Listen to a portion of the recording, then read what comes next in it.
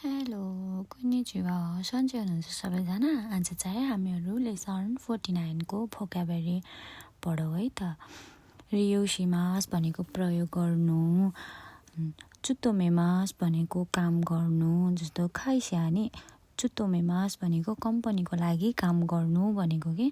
खाकेमास भनेको बस्नु, इसोनी खाकेमास भनेको मेचमा बस्नु, सुगोसिमास भनेको बिताउनु समय बिताउनुलाई सुगोसिमास भनिन्छ के।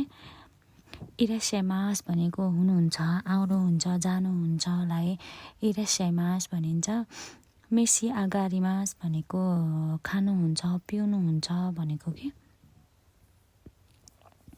त्यसलाई मेसी आगारिमास भनेको हुन्छ कि जस्तो ताबेमास नोमेमासको पोलाइट फर्म हो कि। रेस्पेक्टफुल्ली त एकदम पोलाइट एकदमै आदर गरेर बोलेको शब्द हो कि यो चाहिँ। अनि ओस्याइसिमास भनेको भन्नुहुन्छ, यी मासको पोलाइट फर्म हो कि यो फेरि एकदम आदर शब्द भनेको।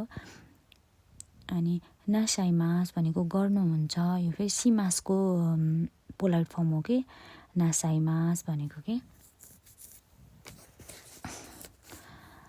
अनि गोरान्नी नारीमास भनेको हेर्नुहुन्छ, मिमासको पोलाइट फर्मलाई गोरान्नी नारीमास भनेर भनिन्छ के।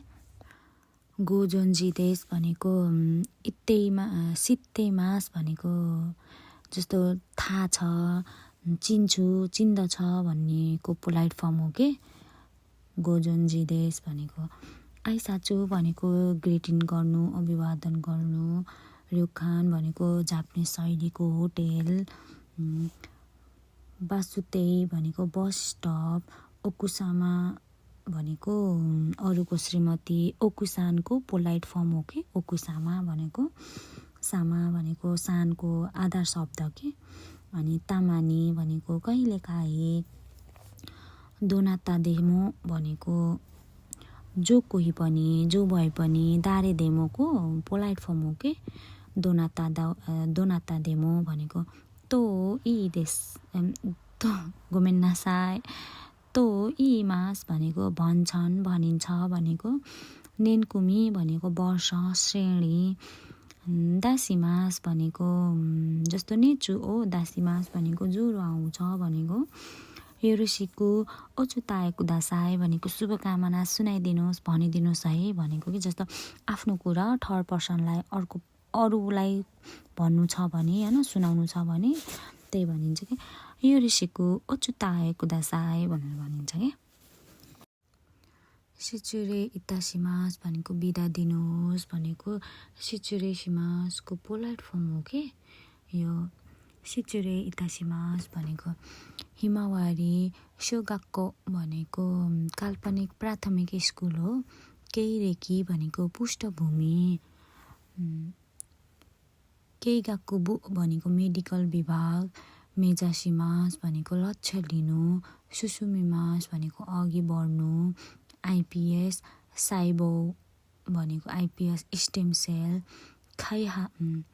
खाइहाचुसिमास भनेको विकास गर्नु, सिर्जना गर्नु। माउसु भनेको माउस, कम्प्युटरको माउस के। हितो भनेको मानव, मानिस। जुसोसिमास भनेको पुरस्कारद्वारा सम्मानित गर्नु। कोएनखाई भनेको लेक्चर, प्रवचन, बैठक। यामाना खासेन्या भनेको जापानिज चिकित्सा वैज्ञानिक। नोबेरोसो भनेको नोबल प्राइज। लेसन 49 को भोक्याबुलरीहरू यति नै हो। राम्रोसँग पढ्नु होला। लेसन धेरै लास्टको लेसनहरूमा धेरै मिनिङ छैन कि, त्यही भएर यो एक दिनमै 2टा लेसन जति पढ्न सकिन्छ। गाम्बात्ते ने जा माता ने।